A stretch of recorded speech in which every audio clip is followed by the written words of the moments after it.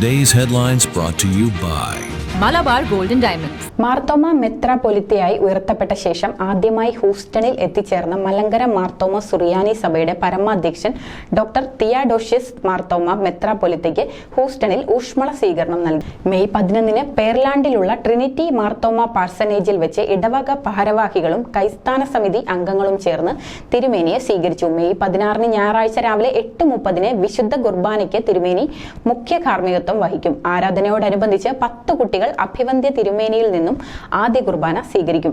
വികാരി റവറൽ Sam K Isho, assistant വികാരി റവറൽ ജീവൻ John, റവറൽ Oommen Samuel എന്നിവർ സഹകാർമ്മികത്വം വഹിക്കും.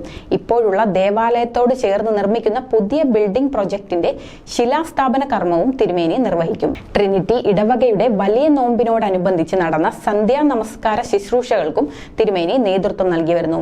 മെയ് 14 വെള്ളിയാഴ്ച വൈകുന്നേരം 7 മണിക്ക് ഹൂസ്റ്റൺ സെന്റ് തോമസ് മാർത്തോമ ദേവാലയത്തിലും ശനിയാഴ്ച വൈകുന്നേരം 6 മണിക്ക് ഇമ്മാനുവൽ മാർത്തോമ ദേവാലയത്തിലും വിശുദ്ധ കുർബാന ശുശ്രൂഷകൾക്ക് തിരുമേനി നേതൃത്വം നൽകും. This news reels brought to you by Malabar golden diamonds.